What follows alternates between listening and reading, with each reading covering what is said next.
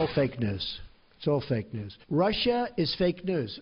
This is fake news put out by the media. The news is fake because so much of the news is fake. I'm not okay when it is fake. Reporting is fake. I'm changing it from fake news, though. Doesn't that undermine... Very fake news. Joining me now, Caitlin Huey-Burns, Emily Jashinsky, and Betsy Woodruff. Betsy, let me start with you.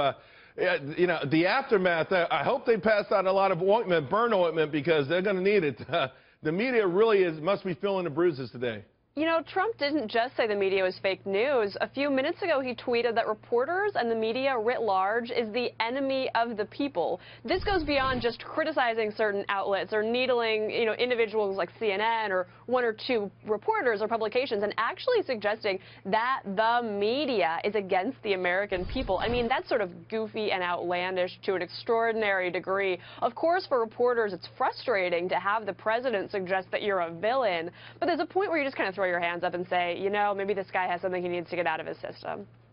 Well, I'll read the tweet to the audience. We did flash it up there, as you mentioned it. One more time, though. The fake news media, parentheses, failing, New York Times, NBC, ABC, CBS, CNN, is not my enemy. It's the enemy of the American people.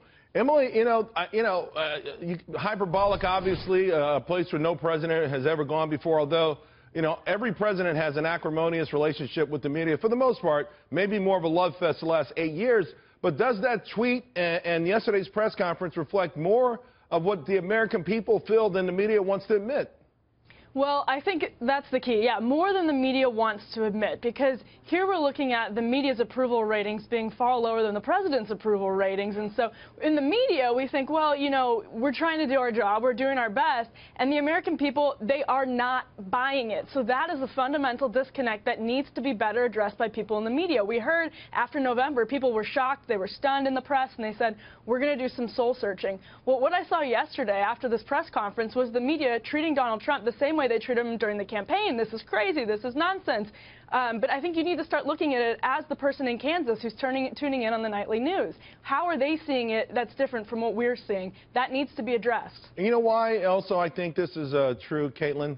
Not just because the media dismissed Donald Trump from the very beginning. As soon as he got on the escalator, Huffington Post covered him in the comics section or something like that. But these are the same people that feel like the elite media has looked down on them for so long.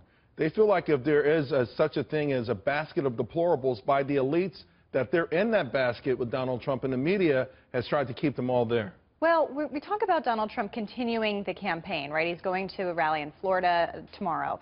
He sees the media as a foil. It was an effective campaign tool for him to talk at his rallies throughout the campaign that the media is the enemy. Go look at the media in the back and all sorts of things. It was a way. It was an opponent for him, and the White House still sees the media as an opposition. But is there some legitimacy to him seeing them as a? Well, do you think at any point the media declared some sort of de facto war against the Trump candidacy? No, and let's be clear. The reason that Donald Trump fired his national security advisor was because of a report that the national security advisor at the time, Michael Flynn, had lied to the vice president of the United States and to the people. That came out of reporting. So if the president would like to criticize the media, he has to explain why then he fired his national security advisor after reports came out about it. Well, I think this issue goes way beyond Mike Flynn. And of course, Betsy, that question came up numerous times yesterday, but to the bigger picture, because you know, I mean, what we saw, at least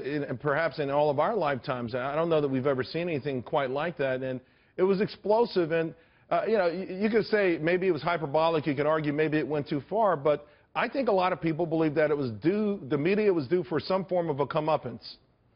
You know, it's hard. Like, look, the reality is that President Trump is working overtime very aggressively, very deliberately to try to demonize the media as an entity. That includes all publications. He doesn't usually single out individual reporters, but when he does, he also tries to zero in on folks that he sees as asking him questions that are too hard, as trying to hold him to account. But the fact is, in that press conference yesterday, he didn't just try to damage Americans' views of the media. He also himself said things that weren't true. He said he got more electoral college votes than he actually did. Well, that's okay, but I know I think he went to 306 from 304, but maybe but isn't it these kind of comments, isn't it this kind of nitpicking that actually does Donald Trump's bidding for him? No.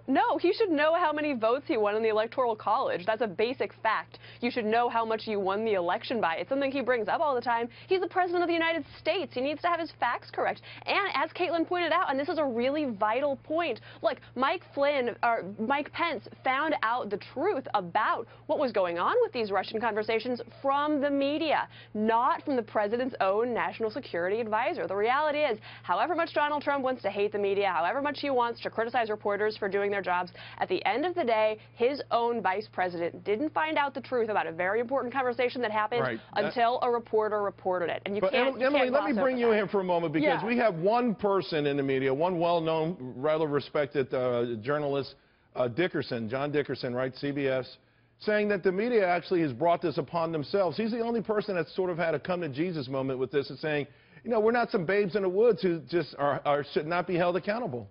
Well, and I thought Dickerson's piece was really interesting, because if we go back to November, that's what everyone was saying. And here we are in February, and it's like we threw it out the window. I do have to agree with Betsy. This is, I think, an interesting point. Yes, President Trump should know the number of votes.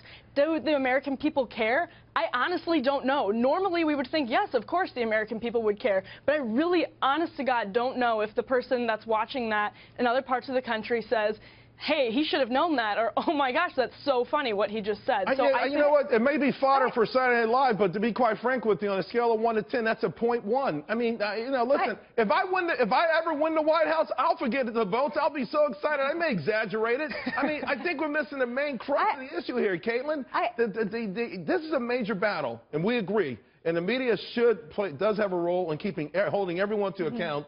But I think over the years what's happened is that they evolved on a pedestal where no one can ever push back and hold them on. The media is certainly not immune from criticism, right? And we have media critics, and I hope that the media critics hold the media to account. But we also have to remember that Donald Trump is the president of the United States. If you were a Donald Trump supporter, if you voted for him, do you want him standing for an hour lashing out at the media? Or do you want Donald Trump supporters out of all of them in America changed their mind in the last 24 hours? No, I actually think it was, you know, they feel the way about the media that Donald Trump does, and that's fine. But also, he has a lot of work to do, and he has a lot of things he wants to accomplish. Focusing on a domestic agenda, focusing on repealing Obamacare, focusing on tax reform. A lot of these things, you know, serve as a distraction, and sometimes to his benefit, to be clear. But other times, I do think that there are supporters who voted for him but aren't part of that core base of support and want to see things get done in Washington. And I think people feel like perhaps things are getting done. He did talk about Obamacare and taxes yesterday, but